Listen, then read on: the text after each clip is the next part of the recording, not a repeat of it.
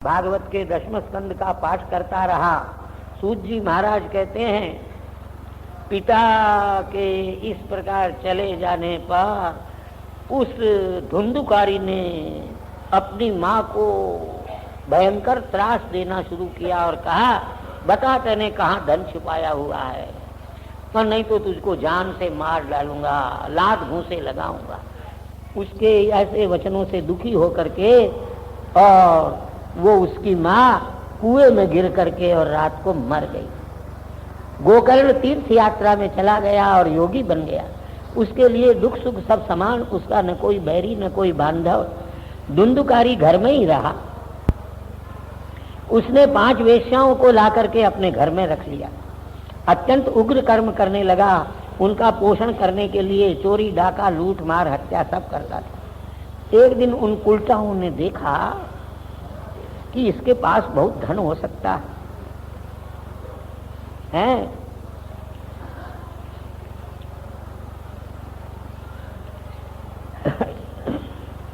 ये इधर उधर से धन ला करके हमको देता है, चोरी करता है, अच्छे अच्छे वस्त्र और भूषण लाता है। ये सब इसके घर में इतना पड़ा हुआ है। अरे ये रात दिन ऐसे कर्म करता है, किसी न किसी दिन जरूर पकड़ा जाएगा, गिरफ्तार हो जाएगा और फिर मारा जाएगा। तो हम ही इसका धन छीन करके इसको क्यों न जान से मार डालें। इस वास्ते गुप्त रीति से इसको मारें और धन छीन लें, फिर कहीं चली जाएंगी। ऐसा निश्चय करके वो जब सो गया तो उसने उन वेश्याओं ने उसको रस्सियों से बांध दिया और गले में फांसी लगा दी। जल्दी नहीं मरा तो जलते हुए अंगारे उसके मुख में डाले। तप्तांगार समूह से अग्नि ज्वाला के दुख से व्याकुल होकर के और मर गया। उन वेश्याओं ने उसके शरीर को एक खड्डे में डाल दिया। व्यास जी महाराज कहते हैं, स्त्रियां बड़ी साहसी हुआ करती है। इस बात को लोगों ने जाना नहीं। लोगों ने पूछा, तुम्हारे स्वामी कहाँ गए? कहते हैं वो धन कमाने के लिए कहीं चले गए हैं, लेकिन उस रहस्य को कोई जान नहीं सका। स्त्रीणाम नैव तु विश्वासो दुष्टानाम, इसलिए दुष्ट स्त्रियों का विश्वास नहीं करना चाहिए। जो दुष्ट स्त्रियों का विश्वास करता है वो दुखी हुए बिना नहीं रहता। ऐसी स्त्रियों के वचन तो अमृत जैसे निकलते हैं, लेकिन उनका हृदय जो है वो छुरे की धार जैसा होता है। वो सब धन उसका लेकर के और कुलटाएं जो बहुभर्तृका थी इधर उधर चल गई। धुंधकारी मर करके और प्रेत हुआ अपने कर्मों के फल से। वायु रूप में संसार में विचरण करने लगा। बेचारा ठंडी से गर्मी से क्लेश पाता था। कहीं खाने को मिलता नहीं था, पानी पीने को मिलता नहीं था, कहीं भी निवास स्थान भी उसका नहीं था।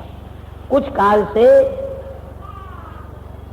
गोकर्ण ने अपने भाई को मरा हुआ सुना। सोचा मेरा भाई अनाथ, उसके कोई है नहीं, मैं ही जाकर के उसका गया श्राद्ध कर दूं। उसने गया श्राद्ध किया। पर जिस जिस तीर्थ में गया उस तीर्थ में, प्रत्येक तीर्थ में जाए तो अपने पितरों का श्राद्ध करना चाहिए। इस प्रकार वह गोकर्ण भ्रमण करता हुआ अनायास अपने नगर में चला आया। रात को अपने घर के आंगन में सोने के लिए तैयारी की। अब भाई आकर के सोया है। धुंधुकारी ने अपना रूप उसके सामने महारौद्र प्रकट किया।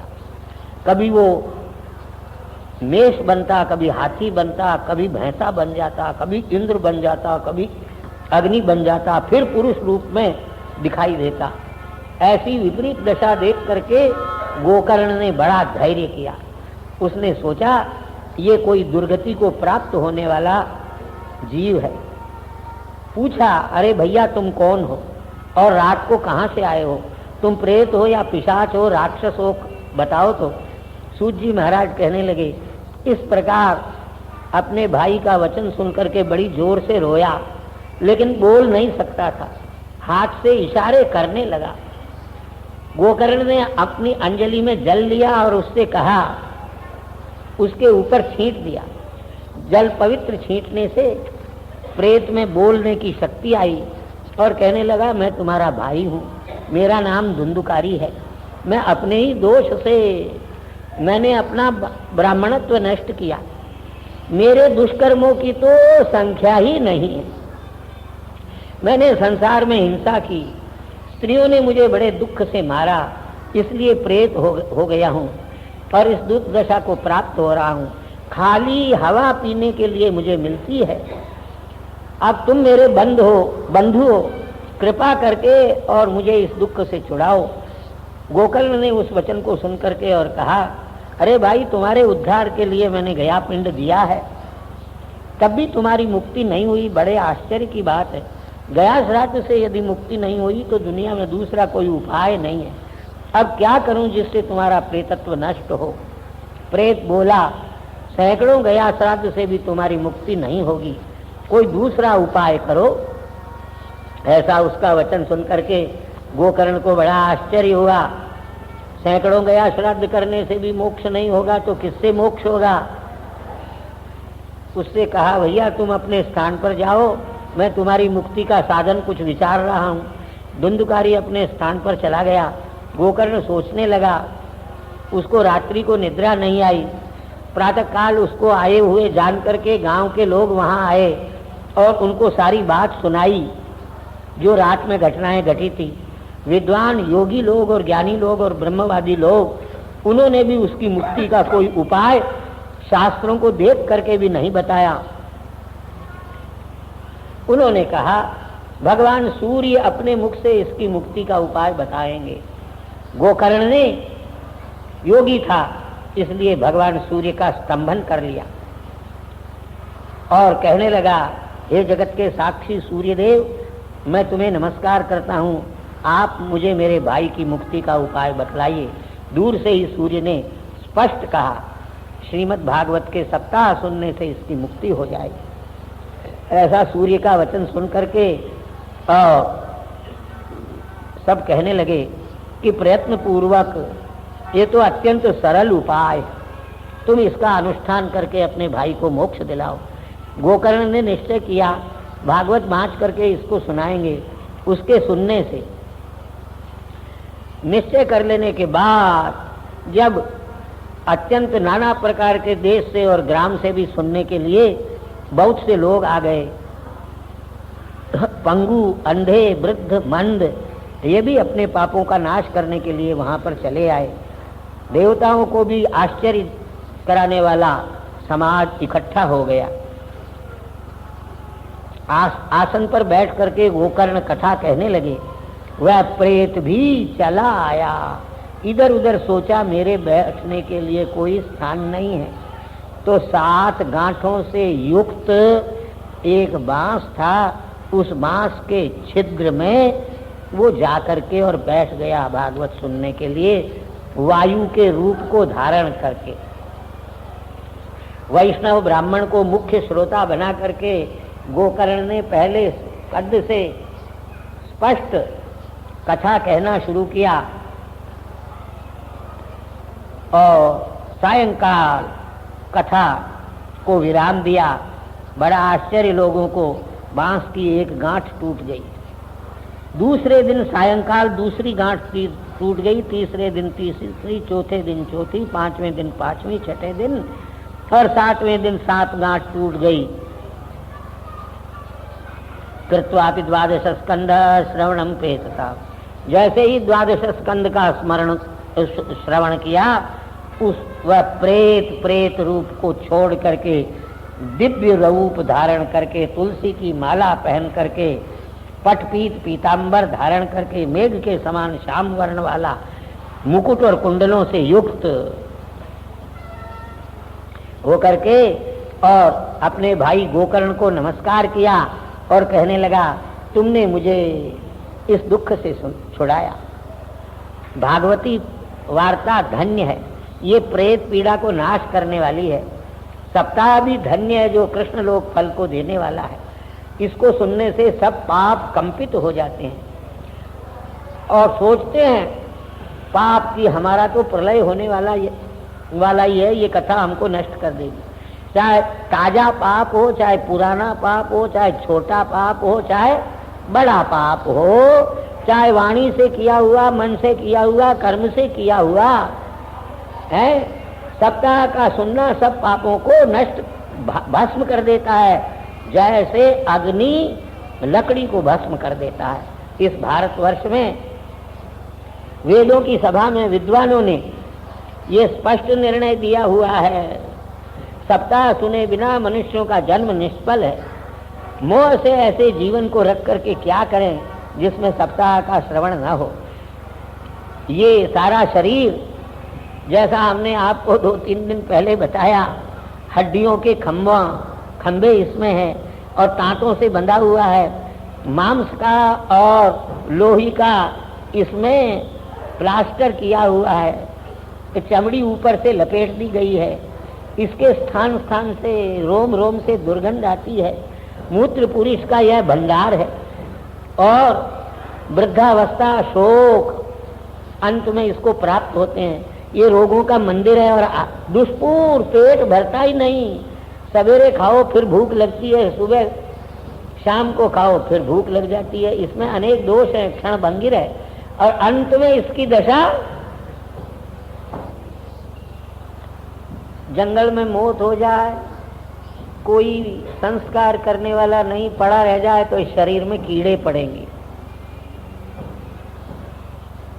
अगर शेर बाघ जंगल में खा जाएंगे तो उसकी टट्टी बन करके निकलेगा। और कनिष्क जैसे विमान में विलायत से हिंदुस्तान में आए और वो कनिष्क विमान अटलांटक सागर में कहीं गिरे तो व्हेल मछली के पेट में जाएगा और उसकी टट्टी बन के। हाँ, कोई श्रद्धालु पुत्र पौत्रादि स्वजन बंधु बांधव हैं, विधि पूर्वक अंत्येष्टि संस्कार करे तो यह शरीर राख बने। ये 3 ही गति है इस शरीर की, जिसको इत्र तेल फुलेल स्नो लवंडर पाउडर लगा लगा करके राख चमकाने का प्रयत्न करते हैं हम लोग सब।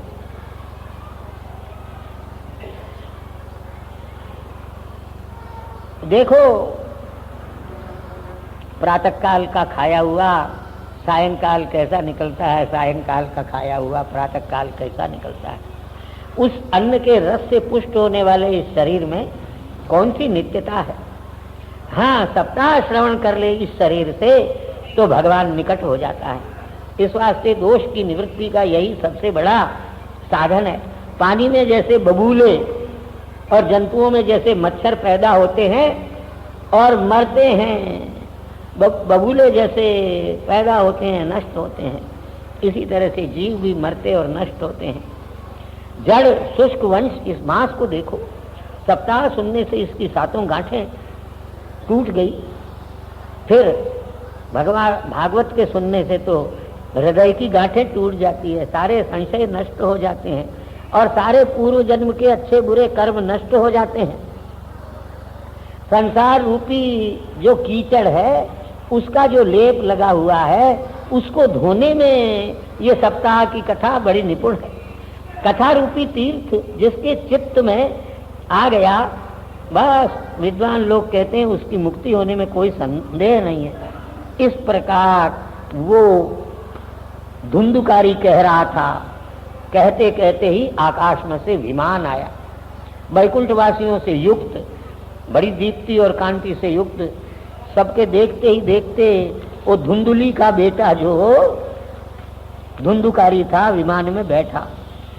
गोकर्ण को बड़ा आश्चर्य हुआ और कहने लगा, अरे यहाँ इतने सुनने वालों ने सप्ताह सुना, लेकिन और किसी के लिए विमान नहीं आया और इसके लिए विमान आ गया। सुना तो सबने, लेकिन इसी के लिए कैसे आया। तो हरिदासों ने कहा, जो विमान में बैठ करके आए थे, श्रवण के भेद से फल का भेद है।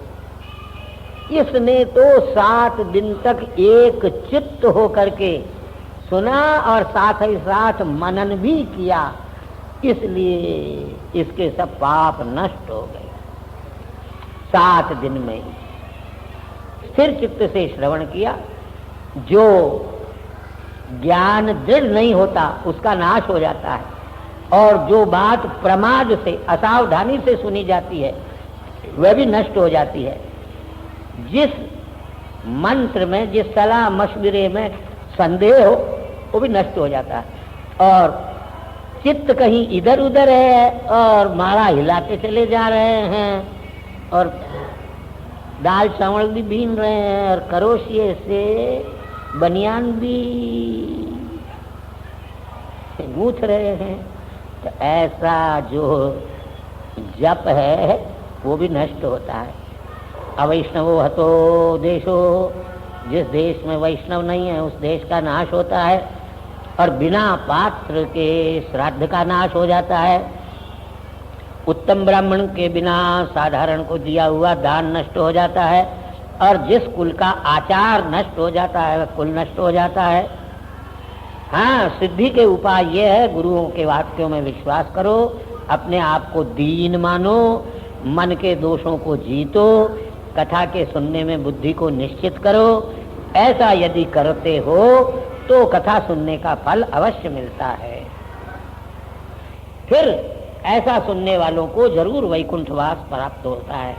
हे गोकर्ण, तुमको भगवान गोलोक देंगे, ऐसा कह करके और हरि कीर्तन करते हुए सारे के सारे हरिदास वैकुंठ में चले गए। श्रावण मास में गोकर्ण ने कथा सुनाई और 7 दिन तक सुनाई। कथा के अंत में जो हुआ सुनो, विमानैश्च भक्तैश्च हरिदास, साक्षात भगवान आ गए। जय शब्द, जय जयकार और नमस्कार हुए खूब। पांचजन्य शंख भगवान ने बजाया, गोकर्ण का आलिंगन किया, और अपना जैसा स्वरूप भगवान ने ब्रह्मविद ब्रह्मैव भवति बना दिया। और सब जितने श्रोता थे उनको भी भगवान ने अपना जैसा ही रूप प्रदान कर दिया, किरीट कुंडल से युक्त कर दिया। उस ग्राम में जितने जीव थे, कुत्ते, चांडाल इत्यादि भी, उन सबको भी विमान में बिठा करके गोकर्ण की कृपा से भगवान वैकुंठ धाम में ले गए, जहाँ योगी लोग ही जा सकते हैं। गोकर्णेन स गोपालः गोलोकम गोपवल्लभम कथा श्रवण तप्पीतो निरेयौ भक्तवत्सला। और गोकर्ण की कथा सुनने से प्रसन्न होकर के गोपाल भगवान जो है फिर वहाँ से चले गए। जैसे अयोध्यावासी सब के सब भगवान राम के साथ साकेत धाम में चले गए थे, ऐसे ही भगवान कृष्ण उस आत्मदेव के नगर के लोगों को भी लेकर के चले गए, जहाँ सूर्य, चंद्रमा और सिद्धों की भी गति नहीं है। उस लोक को सब प्राप्त हो गए। हम इसका उत्तमोत्तम फल कहाँ तक कथन करें। गोकर्ण ने कान से गोकर्ण के कथाक्षर को जिसने पिया वो फिर गर्भवास का दुख देखने के लिए जन्म को प्राप्त नहीं हुए। वायु, जल, पत्ते इत्यादि से देह को सुखा करके और बहुत काल तक तपस्या करने से, योग से जिस गति को लोग प्राप्त नहीं करते वह सप्ताह गाथा सुनने से प्राप्त कर लेते हैं। ये परम पवित्र इतिहास जो है उसने उसको मुनीश्वर सांडिल्य ने कहा है, चित्रकूट में स्थित होकर के ब्रह्मानंद परिप्लुत होकर। ये परम पवित्र आख्यान है। ये अगौग का नाश, पापों के समूह का नाश करने वाला है। श्राद्ध के समय अगर ये कथा सुनाए तो पितरों को बड़ी तृप्ति हो जाती है। कुमार कहने लगे नारद जी महाराज से, अब तुमको सप्ताह श्रवण की विधि बताते हैं। सप्ताह सुनने वाले को अपने बहुत से साधक इकट्ठे करना चाहिए, तब ये विधि बनती है।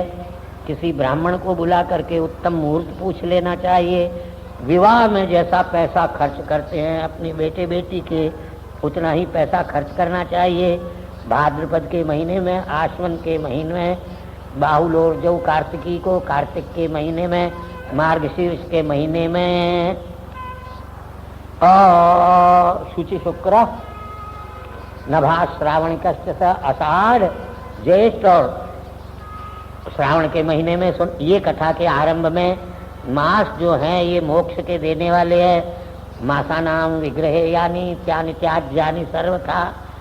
कथा करने वाले और कथा सुनने वालों को महीनों के विग्रह में कुछ त्याज्य वस्तु बताई है।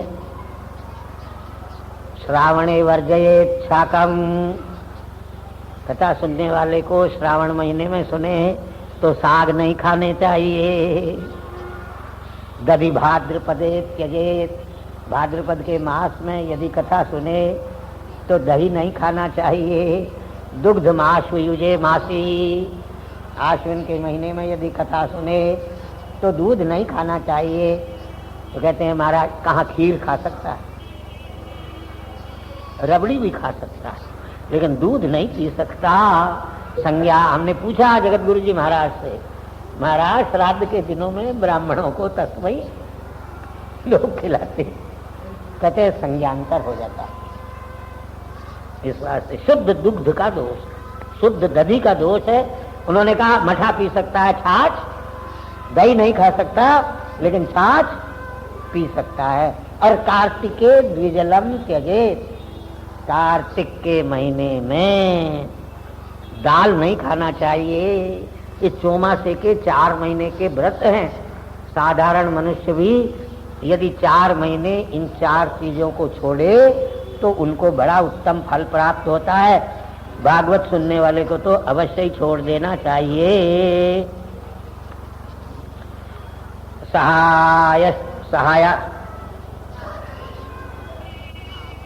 सहायाश्चेतरे छात्र कर्तव्या सोद्यमा से, और अपने बंधु बांधव इष्ट मित्र जहाँ जहाँ रहते हो उनको निमंत्रण पत्र दे करके बुलाना चाहिए, लिखना चाहिए, जरूर आओ, यहाँ भगवान की परम पवित्र कथा होगी। अरे कहाँ भगवान की कथा लोगों को सुनने के लिए मिलती है। स्त्रियों और शूद्रों को भी जिससे भगवान के स्वरूप का ज्ञान हो जाता है। प्रत्येक देश में विरक्त और वैष्णव कथा और कीर्तन के लिए उत्सुक रहते हैं, उनको भी पत्र भेज करके और बुलाना चाहिए, लिखना चाहिए। सज्जनों का समाज इकट्ठा होगा। सप्ताह बड़ा दुर्लभ है, अपूर्व रस रूपी कथा होगी। भागवत के पीयूष अर्थात अमृत के पान करने के लिए रस लंपटों को आप लोगों को अवश्य आना चाहिए, बड़े प्रेम से। अरे और 7 दिन नहीं तो कम से कम 1 दिन तो आकर के सुन लेना, जरूर आना। ये क्षण बड़ा दुर्लभ है। इस प्रकार निमंत्रण दे करके सबको अपने बंधु बांधव इष्ट मित्रों को बुलाना चाहिए। आगंतुकों के लिए निवास स्थान की व्यवस्था करनी चाहिए। यहाँ बहुत व्यवस्था हमारे नेमानी जी ने कर रखी है। पिता और पुत्र और माता ने दोनों ने 24 घंटे लगे हुए हैं। तीर्थ में, वन में, घर में भी श्रवण कर सकते हैं। विशाल मंडप बनाना चाहिए, शोधन मार्जन ये सब करना चाहिए। नाना प्रकार के पत्र फूलों से उसको सुजाना चाहिए हैं। और 5 दिन पहले ही आसन इत्यादि लगा देना चाहिए। उत्तम मंडप ऊंचा बनाना चाहिए। उसको केले के खम्भों से सजाना चाहिए, पत्र पुष्प से भी सजाना चाहिए। ऊपर से चंदवा लगा देना चाहिए, चारों दिशाओं में ध्वजाएं लगा देनी चाहिए। बड़ी संपत्ति से उसको सजाना चाहिए। ऊपर की तरफ 7 प्रोक्त बना देना चाहिए विस्तार सहित। ब्राह्मणों और विरक्तों को खूब अच्छी तरह से बुला करके और बैठाना चाहिए। उनके लिए भी आसन लगा देने चाहिए। वक्ता के लिए दिव्य आसन बना देना चाहिए। अगर वक्ता उत्तर की तरफ मुंह करके बैठे तो श्रोता को पूर्व की तरफ मुंह करके बैठना चाहिए। हमने ऐसी व्यवस्था बना दी है भाई, कल से ध्यान रखें। और वक्ता यदि पूर्व की ओर मुंह करके बैठे तो श्रोता को उत्तर की ओर मुंह करके बैठना चाहिए। महाराज इसमें जो है वो बोल रहा हूं अपने मन से नहीं। उदन्मुखो भवेद वक्ता श्रोता वही प्रांगमुखस्तदा, प्रांगमुखश्चेत भवेद वक्ता श्रोता चोदन्मुखस्तथा। अथवा एक बात, ये ठीक बैठे हैं नहीं, ये ठीक बैठे हैं शरत। अथवा ऐसा सोचना चाहिए कि वक्ता और श्रोता के बीच में पूर्व दिशा है। इसका मतलब वक्ता के सामने श्रोता को बैठना चाहिए, वही पूर्व पश्चिम हो जाता है। विरक्त वैष्णव वेद शास्त्र आदि कोई जानने वाला दृष्टांत कुशल धीर वक्ता कोई लाना चाहिए। अनेक धर्मों में भ्रांत स्त्रियों में जिनका मन लगा हुआ है, पाखंडी, ये सुखदेव के शास्त्र की कथा को जानते नहीं, इनका त्याग कर देना चाहिए। चाहे जितने बड़े पंडित हो, वक्ता को प्रथम दिन क्षौर कराना चाहिए। वो वक्ता को चाहिए अरुणोदय में ही स्नान करके जल्दी जल्दी अपने संध्या वंदनाधिकारी करके संक्षेप से ही कथा में विघ्न न हो, इसलिए गणेश गणपति का पूजन करना चाहिए, पितरों का तर्पण करना चाहिए, मैंने नांदी श्राद्ध करना चाहिए, और उत्तम मंडल पे के ऊपर भगवान की स्थापना करना चाहिए, फिर विधि विधान पूर्वक उनका पूजन करना चाहिए, प्रदक्षिणा नमस्कार करना चाहिए, पूजा के अंत में भगवान को उद्देश्य करके ये सारी पूजा विधि करना चाहिए और भगवान से प्रार्थना करनी चाहिए, महाराज मैं संसार साधन में मग्न हूँ, दीन हूँ, आप करुणा निधि हैं, कर्म मोह से गृहीत जो मैं हूँ, मेरा आप कृपा करके संसार रूपी समुद्र से उद्धार कीजिए। भागवत का भी पूजन करना चाहिए विधि विधान पूर्वक धूप दीप सहित, फिर श्रीफल दे करके और नमस्कार करना चाहिए, प्रसन्न चित्त से स्तुति करना चाहिए। ये भागवत नाम का ग्रंथ साक्षात श्री कृष्ण का स्वरूप है। मैंने इसका स्वीकार किया है मेरी मुक्ति के लिए, मेरे पिता की मुक्ति के लिए, मेरा मनोरथ सफल हो जाए। आप निर्विघ्न पूर्वक इस सप्ताह को पूरा करा दीजिए, ऐसा दीन वचन कह करके वक्ता का पूजन करना चाहिए, वस्त्राभूषण आदि से उनका अलंकार करना चाहिए और कहना चाहिए आप साक्षात सुखदेव स्वरूप है, आप ज्ञान के देने वाले हैं, सर्वशास्त्र विशारद है, इस कथा का प्रकाश करके मेरे अज्ञान को दूर कीजिए।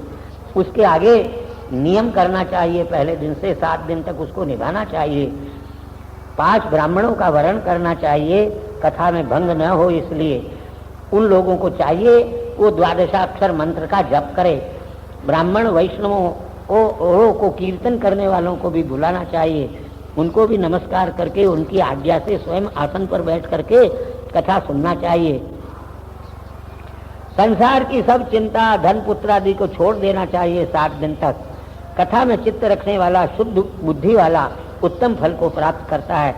सूर्योदय से लेकर के 3:30 प्रहर तक कथा कहनी चाहिए धीर कंठ से बुद्धिमान को, फिर मध्याह्न में 2 घड़ी तक विराम करना चाहिए, उसके बाद कीर्तन करना चाहिए, मलमूत्र के जीतने के लिए अल्प आहार करना चाहिए, हविष्य अन्न का भोजन करना चाहिए। कथा कहने वाले को 7 दिन तक उपवास करने की शक्ति हो तो बहुत अच्छा, लेकिन उपवास नहीं करे, उपवास करने से यदि कथा में विघ्न हो तो घी खा के रह सकता है, दूध खा करके रह सकता है, फल खा करके रह सकता है, और इनसे भी काम नहीं चले तो एक समय कथा सुनने के बाद शाम को अन्न का भोजन भी कर सकता है।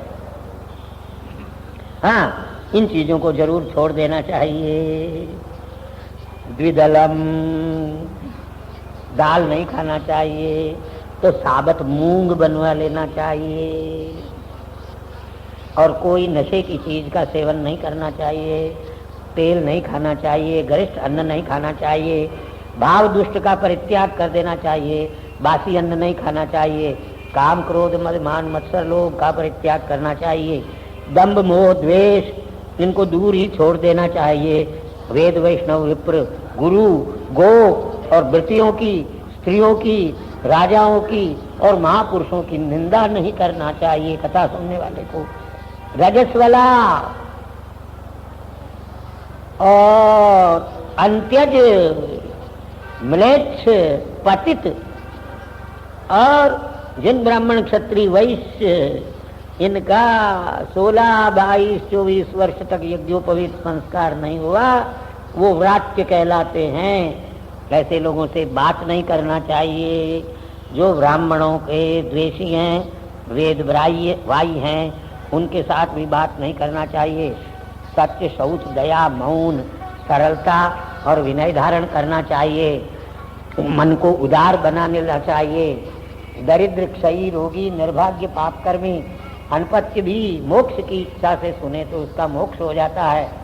जो रजस्वला न होती हो, जिसके पुत्र हो करके और मर जाते हो, जो बिल्कुल बांझ हो, ऐसी जिसके एक बार संतान होने के बाद दूसरी बार न होती हो ऐसी स्त्री भी, और जिसके गर्भ बार बार गिर जाते हों ऐसी स्त्री भी यदि कथा सुने तो उसको पुत्र की प्राप्ति होती है। इस विधि विधान से ये अत्युत्तम कथा है, दिव्य कथा है, करोड़ों यज्ञों का फल देने वाली है। इस प्रकार कथा सुनने के बाद विधि पूर्वक उद्यापन करे। उद्यापन जन्माष्टमी के व्रत की तरह फल की इच्छा।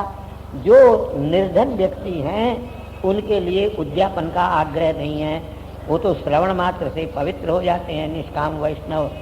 इस प्रकार ये सप्ताह यज्ञ समाप्त हो जाने पर वक्ता को पुस्तक का दान करना चाहिए, पूजा करनी चाहिए, प्रसाद तुलसी माला श्रोताओं को भी देना चाहिए, मृदंग ताल से ललित कीर्तन करना चाहिए, जय जयकार नमस्कार शंख शब्द करने चाहिए, ब्राह्मणों को और याचकों को दान देना चाहिए।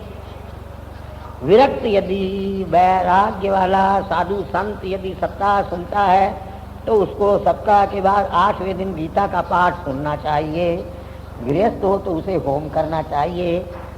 दशम स्कंद के प्रत्येक श्लोक से होम करे। उसमें खीर, शहद, घी, तिल, जो इत्यादि डाले, ये होम के द्रव्य हैं। अथवा हवनम कुर्यात गायत्र्या सुसमाहिता, अथवा गायत्री से हवन करे, अथवा गायत्री के समान ही 12 मंत्र पीछे बताया हुआ उससे होम करे। क्यों? ये पुराण गायत्री स्वरूप है, इसलिए होम करने में यदि शक्ति न हो तो होम के द्रव्यों का दान कर दे, उससे भी काम चल जाता है।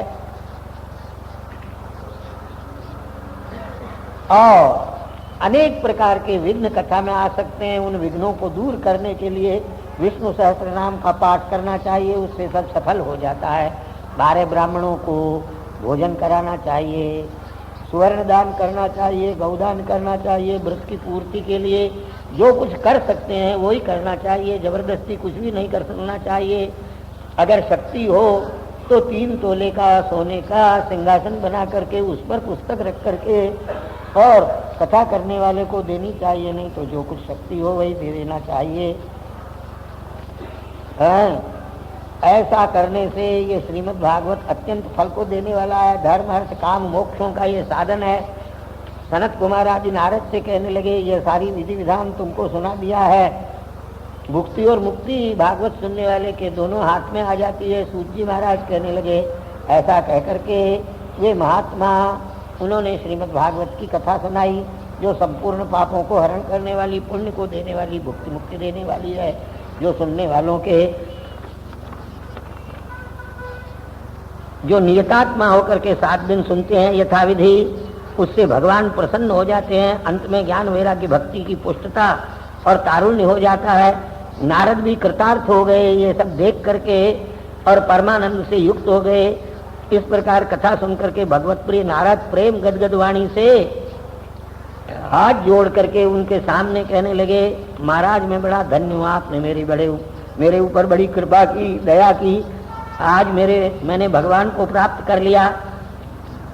श्रवण ही सब धर्मों से श्रेष्ठ है, ऐसा मैंने मान लिया है, जिससे कि वैकुंठ में रहने वाले भगवान भी श्रवण के द्वारा प्राप्त हो जाते हैं। सूत जी महाराज कहने लगे, इस प्रकार नारद कह रहे थे तो घूमते घामते कहीं सुखदेव महाराज भी वहां आ पहुंचे।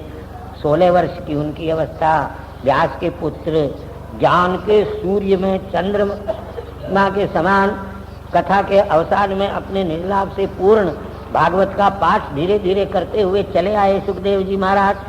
सदस्यों ने अत्यंत तेजस्वी उनको देख करके दूर से ही आसन दिया, प्रणाम किया और उनका पूजन किया। सुखदेव जी महाराज कहने लगे, ये श्रीमद् भागवत वेद रूपी कल्प वृक्ष का अपने आप गिरा हुआ पका हुआ फल है और तोते की चोंच सुख के मुख से संयुक्त हुआ, इस वास्ते इसमें अमृत लगा हुआ है, इसको खूब पियो।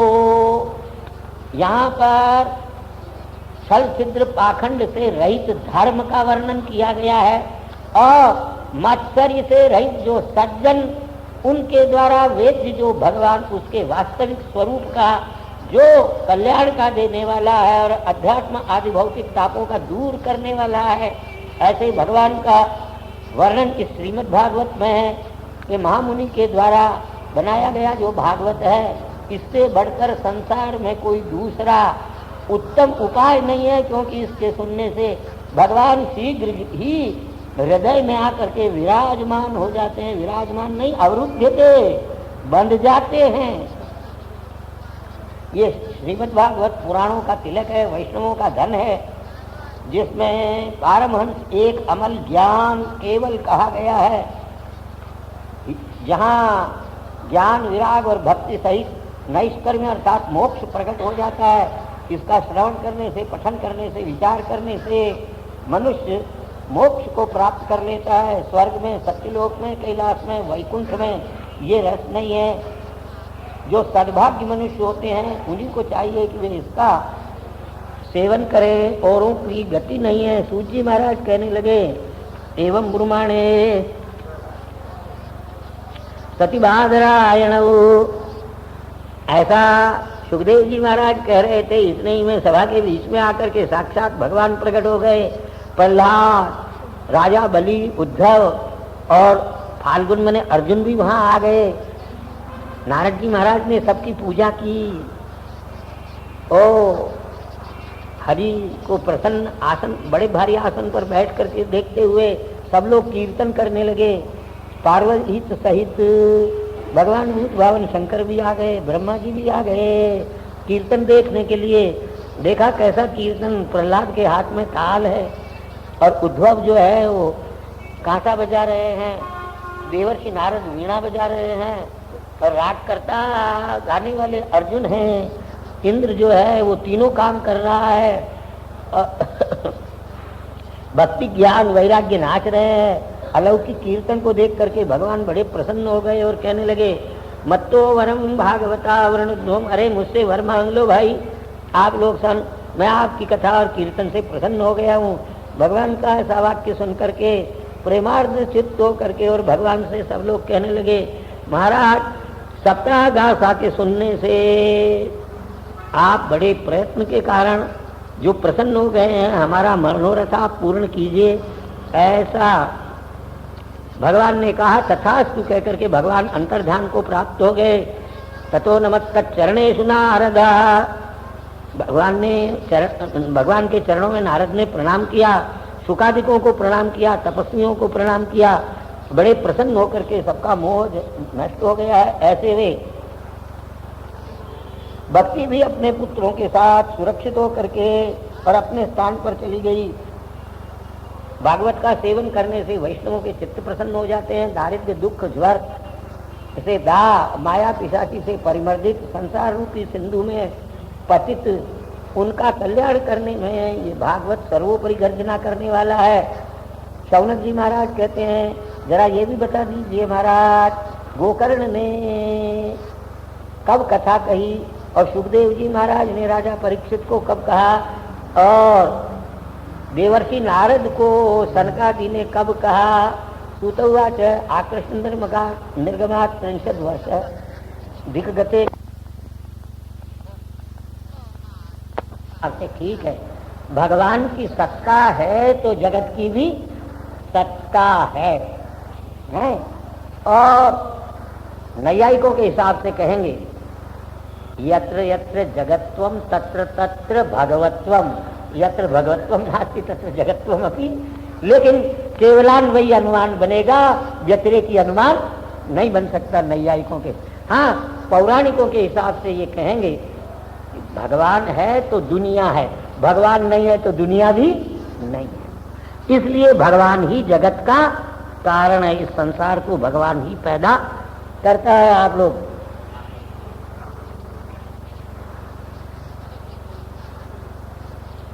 और भगवान फिर कहते हैं, संपूर्ण पदार्थों के जानने वाले, सर्वज्ञ, सर्वशक्तिमान, जिसने अपने हृदय से ब्रह्मा जी महाराज को उत्पन्न किया।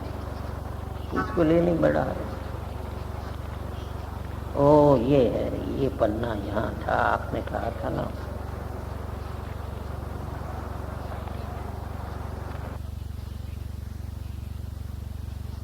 मुह्यंति यत् सूर्य, जिस भगवान के स्वरूप के ज्ञान में बड़े बड़े विद्वानों को भी मोह हो जाता है।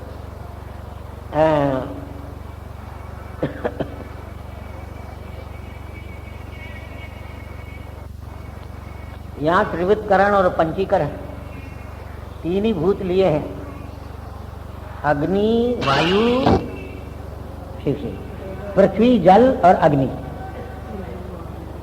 छांदोग्य में त्रिविधकरण से तीन पदार्थों से, लेकिन यहाँ पर भी उपलक्षण विधेया भगवान के द्वारा पहले आकाश उत्पन्न होता है, आकाश से, और वायु, वायु से अग्नि, अग्नि से जल और जल से पृथ्वी। लेकिन आप हम देखते हैं संसार की ऐसी कोई चीज नहीं है जिसमें ये पांचों चीजें न हो। कोई भी लकड़ी देखो तो उसमें पृथ्वी का हिस्सा भी है, जल का हिस्सा है, अग्नि भी है, हवा भी है और आकाश भी है। ऐसा क्यों है? ऐसा इसलिए है कि भगवान संसार को उत्पन्न करने के पहले इन पांचों को एक दूसरे से मिला देता है। इन पांचों में पांचों चीजें हैं।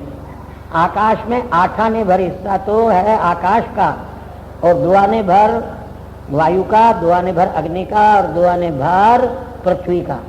ऐसे वायु में 8 आने भर वायु का हिस्सा है, और 2 आने भर आकाश का, 2 आने भर अग्नि का, 2 आने भर जल का और 2 आने भर पृथ्वी का। इसी प्रकार अग्नि में 8 आने भर 8 आना 50% हिस्सा, 2 आने भर जो है वो अग्नि से भिन्न आकाश, वायु, जल और पृथ्वी। जल में 8 आने भर जल और 2 आने भर पृथ्वी, 2 आने भर अग्नि, 2 आने भर वायु और 2 आने भर आकाश। पृथ्वी में 8 आने भर अग्नि और जल, पृथ्वी में 8 आने भर पृथ्वी और 2 आने भर जल, अग्नि, वायु। और इसलिए संसार के प्रत्येक पदार्थों में पांचों, हमारे शरीर में भी पांचों मिल जाएंगे। यहाँ व्यास जी महाराज कहते हैं ये तेज, वारी और मृत अर्थात आकाश, जल, शिव, पृथ्वी, जल और अग्नि। लेकिन ये 2 का फिर उपलक्षण है, उपसंहार विधेय। ये कहते हैं इस संसार के स्वरूप को और भगवान के द्वारा उत्पन्न होने वाले भगवान के भी स्वरूप को देख करके बड़े बड़े विद्वानों को भी मोह हो जाता है। और वास्तव में आध्यात्मिक, आधिदैविक और आदि भौतिक तीनों प्रकार का ये संसार, अथवा तो पृथ्वी, अंतरिक्ष और स्वर्ग, ये तीनों प्रकार की सृष्टि अंत में नाश होने वाली है, इसलिए झूठी है। हाँ, भगवान ही एकमात्र अपने तेज से संपूर्ण अविद्या और संपूर्ण छद्र और माया का नाश करके और विराजमान रहते हैं। उस भगवान के सत्य स्वरूप का हम ध्यान करते हैं। इस दूसरे श्लोक का अर्थ हो गया, श्रीमद् भागवत में ऐसे धर्म का वर्णन किया गया है जो सब प्रकार के छल छिद्र पाखंड से रहित है, और सज्जनों के द्वारा वेद जो भगवान का स्वरूप है उसका इसमें वर्णन किया गया है। ये श्रीमद् भागवत